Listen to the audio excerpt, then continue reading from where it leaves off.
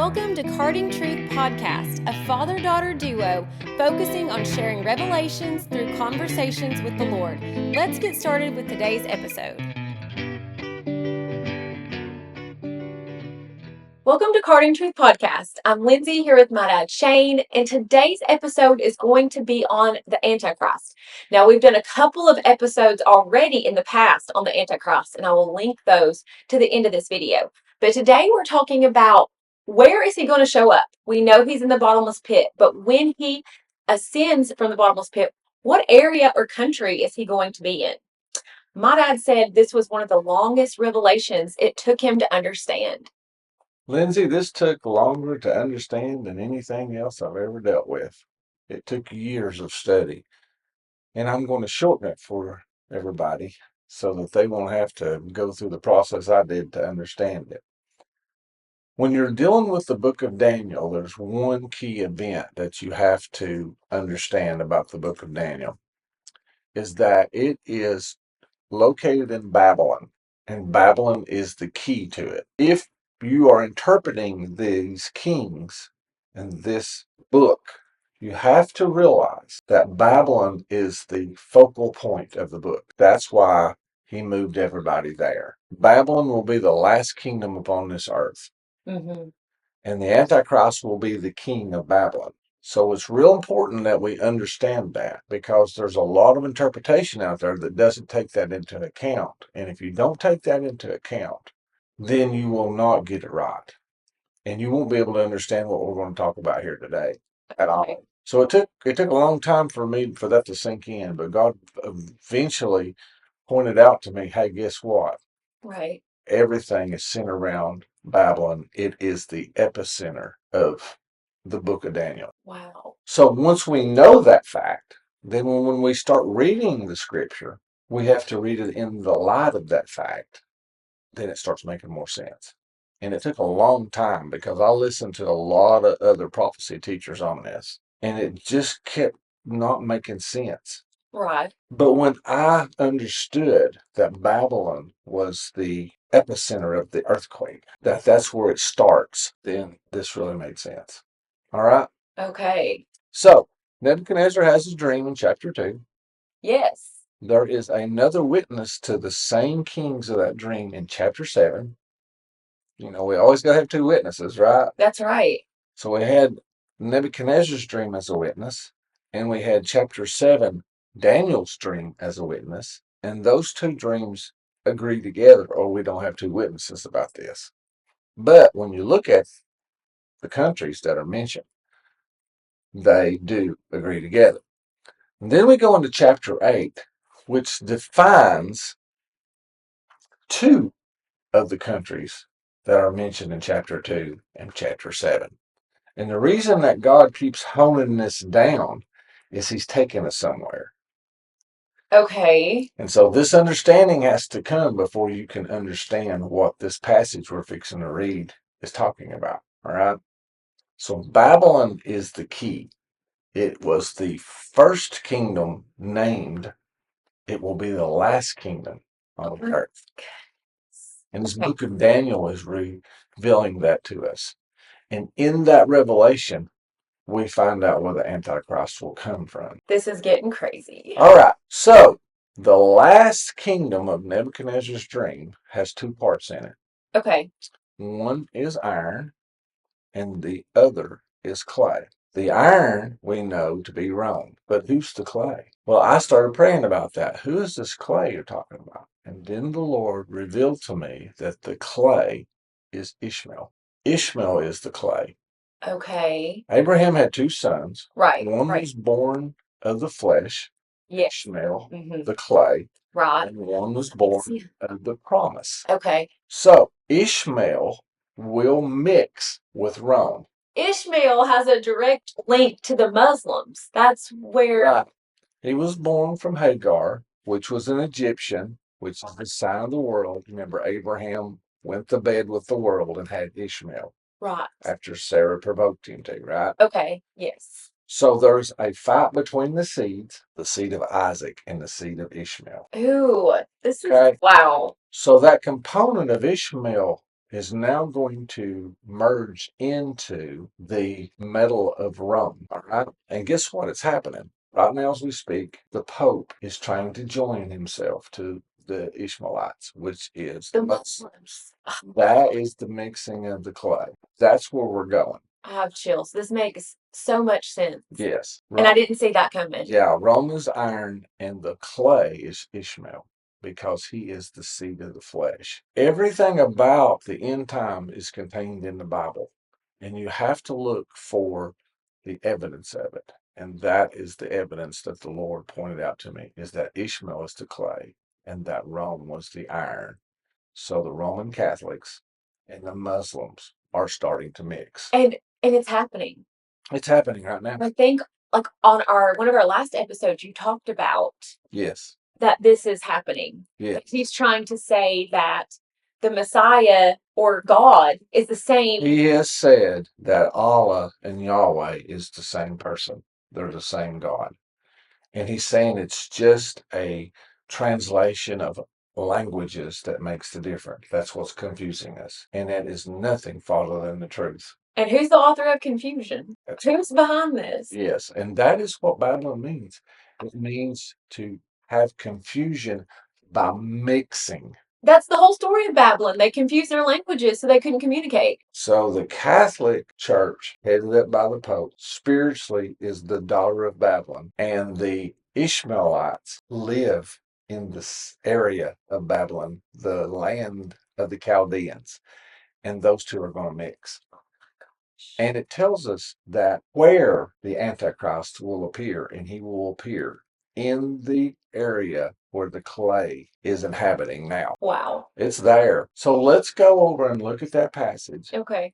And think about it. And then I have to give you a little history lesson so you can understand it. But once this happened, then I understood what the last kingdom was. All right. So let's go over to Daniel chapter 8 and read a passage that tells us where the Antichrist will come to him. So we're going to be in Daniel chapter 8, and strange enough, we're going to start with verse 8. Okay. So after I read this, I'll explain it to you, all right? All right. It says, therefore the he-goat waxed very great, and when he was strong, the great horn was broken, and it came up four notable ones toward the four winds of heaven.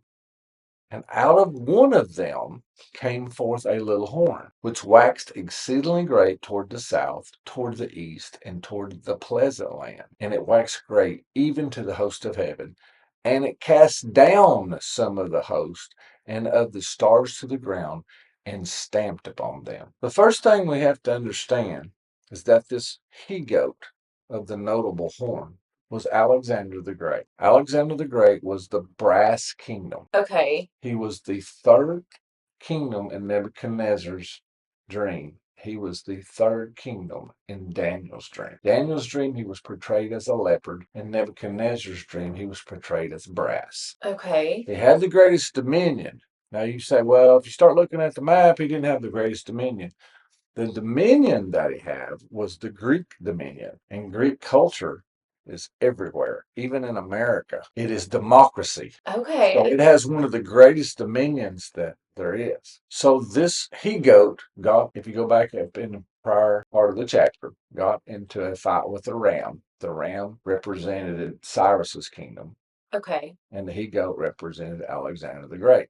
Keep in mind that both of these kingdoms are in both of the visions because within their kingdom, the city of Babylon rests in both of their kingdoms. So Nebuchadnezzar, Babylon was his capital, right? Right. Then when Cyrus took over, Babylon was in Cyrus's kingdom. Therefore, Cyrus was then the king of Babylon. Then when Alexander the Great conquered Cyrus's kingdom, then Babylon was in Alexander the Great's kingdom, so therefore he's named as the brass. And then the last emperor of Rome conquered the Babylonian territory, so therefore Babylon was in Rome in the last emperor. I went back and looked because it wasn't making sense if Babylon did not go into, but the very last one, it was part of it. And that is signifying that it's going to be in it in the last days. Gosh. Okay? Now, like I said, this took a lot of time to get this The Lord revelation. had to reveal this because I Yeah, feel like humanly brains are like, no,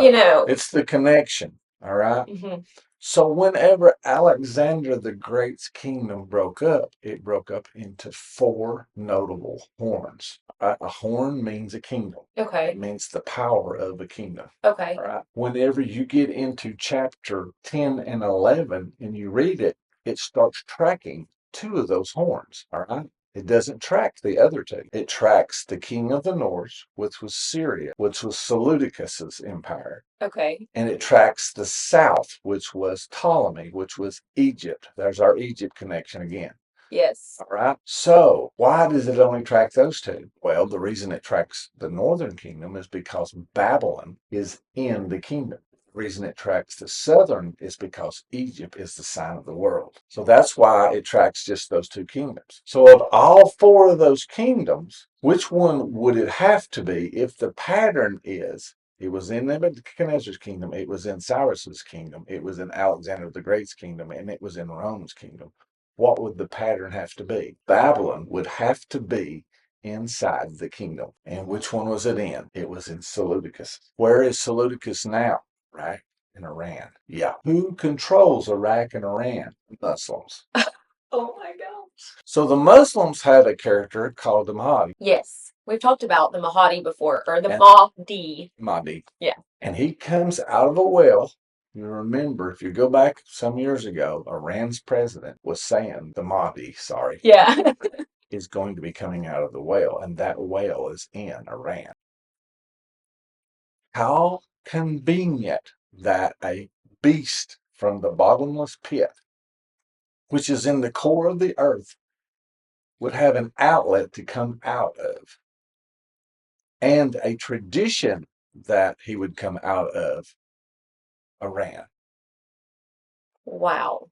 Now, Babylon is in Iraq. So he comes out of Iran and then he goes to Iraq. So he will appear from Iraq. The Mahdi will appear from Iraq. And they've been waiting on this person. Yes. For this God. That's their Messiah. That's their Messiah. And it's reported that he will come on a white horse, which takes you back to Revelation chapter 6. Wow. Another counterfeit. Yes. Because we all know Jesus is going to come on a white horse. So once again, the author of confusion. And it's religious. It's a white horse. There's the purity of it. Here's another thing. This is a deep, deep revelation. The rider of a white horse has a bow. All right. Now, if you'll go back and look at our episode that we painstakingly show that the Antichrist is Judas Iscariot. Right. Judas Yes. Iscariot was from the tribe of Judah. Right. Same tribe Jesus was from. Yes. Antichrist. Yes. Yes. Our familiar friend of the family of Judah ate my bread unworthily. Judas again. So many things point to him. All right. So what happened is this: whenever God picked Saul, a Benjamite, to be the first king, he told him to take up the bow. All right. Whenever Saul and Jonathan passed away, then David made proclamation because it passed to him. It was time for Judah to take up the bow. All right. So the rider of this white horse has a bow because he comes from Judah. And I'll stick those verses up. Okay. So this has got a lot of symbolism in it. He's riding the white horse because he's the Mahdi. He has a bow because he comes from Judah. That's the reason he holds a bow. Wow. And the fact that you said the Catholics or the Pope is trying to say that Jesus and this Mahdi are the same person. He's actually trying to say that Jehovah and Allah is the same God. It's Okay. not. They are Antichrist. They believe that Jesus is a prophet. They don't believe he's the Son of God, which is what tells us that they're Antichrist. Right. Because Yes. if you don't believe that God has a son, then you are Antichrist. You're of the spirit of Antichrist because you're saying that God did not come in the flesh. So it takes me back to Ishmael when he was conceived and born. it obviously, for lack of a better term, wasn't God's will or God's best for this to happen, but he used it for his purpose. But it kind of shows up in like the Antichrist. Now, I mean, this is why Paul goes through this long explanation of talking about the woman with the chosen seed versus the seed that is of the flesh. That's why he goes through that. And he says that this um, Mount Sinai was in Arabia because they believe that you have to do works for salvation. right. Yes. Okay. This is why Mount Sinai is in Arabia, inside of Ishmael's country. Wow. I mean, part of his country, all those countries that are Muslim are Ishmaelites. And that's why the Ishmaelites show up in the Gideon passages and Judges too. The thing that causes Gideon to get in trouble is the gold from the Ishmaelites. So the Ishmaelites are the ones who basically are now the Muslims. Yes. So if you like, this is, That's the basis of the Muslim faith, is that the promise came from Abraham through Ishmael instead of through Isaac. and I never realized that. So if you're somebody like me who reads the Bible and doesn't really get these little hints or doesn't really question God about stuff, you may not know, and I didn't know, that literally the Ishmaelites is the lineage of the Muslims Yeah. today, in today's. And it's like, Yeah. when we start talking about end time stuff, it all makes more sense on how Yeah. that happened. They're not all Arabs, direct descendants, but that religion is. If you convert to it, because they went around trying to convert everybody, if you convert to it, because Iran is not Arab. The Iranians are Persians, but they take their religion seriously, Right. which is linked back to Ishmael, because the Muslims are basically saying that Ishmael was the right heir, not Isaac. So had Ishmael never been born, would we have had Muslims? No. So, yes, to understand where the Antichrist is coming from, he has to come out of the country where Babylon is located. He has to. That only makes sense though if you think about It's the Babylon. connection. Yeah, yeah, the connection. He will be the king of Babylon. And that's why Isaiah 14 talks about the king of Babylon and makes a proverb against him. And in that proverb, he talks about Lucifer falling. Wow. Why? Because the Antichrist is the serpent's seed. And he Yes. is one with Satan, which is what happened to Judas whenever Jesus did the sup and handed it to him. Satan entered into him. They become one. The serpent seed, Right. as Jesus said, "You're the son of perdition." In John 17, you are a devil. Of all the disciples, he called Judas a devil. Yes. Yeah. They become one. So yeah, that's where he's coming from. When he comes back to the earth out of the bottomless pit, he was and is not and yet is. Judas was alive. He is dead now. And yet he will come back to the earth as a soul man, and you won't be able to kill him. And because of that, that's why he's cast alive into the lake of fire, because he's already dead. It gives you a whole new meaning to the zombie movies, doesn't it? Yeah. The Well, Walking Dead. a lot of people say, wondering who the Antichrist is like, is he been born yet? Is he walking around on the earth right now? But we know him as he's still in the bottomless pit waiting. Yes. Peter said he went to his own place. So he had a special place in the bottomless pit, which is in the center of the earth where gravity would pull you from ever. And he will ascend out of that pit. And he was and is not and yet is. And he will look like a man. He'll act like a man, but he'll be a superman. You can't kill him. Right. And he has made an agreement with Satan, and he is one with Satan in spirit. Therefore, he is a devil. That's why Jesus said, "Have I not chosen you one? You 12, and one of you is a devil." He's telling us the whole thing. It's just we got to wrap our mind around it. Yes. So Daniel is telling us where he's going to come out of. He's going to come out of Iraq. Why? Because Babylon is in Iraq. So basically, the Muslims are going to see him come out of this well. What they've been waiting for this. and they're going to say, oh, it's the Mahdi, Right. and they're going to worship him. Right. And we know him as the Antichrist. Right. They know him as the Mahdi, which is basically their Messiah. It says the whole world, whoever's name's not written, will worship him. So Rome, the iron, and Ishmael, the clay, will mix, and they will not cleave to each other. Because what happens with Satan's kingdom, Jesus gave us a prophecy. He said, if Satan be divided against Satan, his kingdom will fall, right? That happens because if you go into Revelation, it says that the 10 kings that are appointed will turn on the woman to destroy her. So Satan will go against himself. When it all starts falling apart, his kingdom will fall apart with it. Jesus' words become prophecy. Yes. And would you say that when this temple is rebuilt and they are starting to sacrifice, this is when he's going to ascend from the bottom? That's when he's This is finished. when it's going to appear. Right. How much he may have already ascended. That was my next question. How much time there is between the time that he shows up and the time that he ascends, it does not tell us. So basically, right now, he could have already ascended out of the well in Iran and be walking around in Iraq, laying low. What do you like? What do you think? Well, he has to appear on a white horse. So he will, when he's revealed himself to the world, he will appear on a white horse. Revelation chapter 6 tells us that. Okay. And he will be of the tribe of Judah. There he has the bow in his hand, and he has a crown on his head. Okay. Which is a Roman crown, by the way.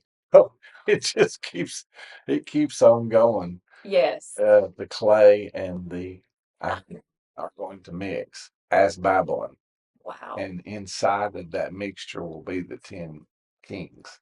And there will be part from Europe, and there will be part from the Muslim countries. And if you think about it, that the image had two legs. There was an eastern portion and a western portion. And the eastern portion will be Europe, and the western portion will be where the Arabs are now, where the Ishmaelites are now, the Muslim countries. Wow. Yeah, it's all hooking up, and we're seeing it unfold right now. The Pope is now trying to get that together. It's all fitting together. It makes me kind of glad because I feel like America is not really in this. But like I said, if you had seen my dream, I did have a prophetic dream about a POFIS or a natural disaster happening on America, which you said in the Bible, America is not really mentioned in the end times. There's one place that you might consider it mentioned when it talks about in Revelation 12 a great eagle helping the woman. That may be us. It's apparent that the clay and the iron are mixing. We want to see you in heaven.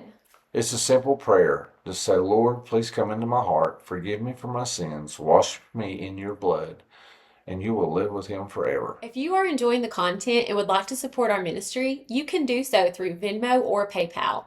Our handle is @CardingTruth or use our QR code. And as always, thank you so much for tuning in with us today. I'm going to link our previous Antichrist videos for you guys to watch those as well. We want to give a shout out to our new subscribers. We're so glad you're here. And if you haven't subscribed yet, we would love if you would like, subscribe, and click that bell for more notifications. We would love to connect with you in the comments. Please leave your comments, your questions, anything down below in the comment section. We love to read those and respond to you. We are so thankful for you, and we pray that you are blessed.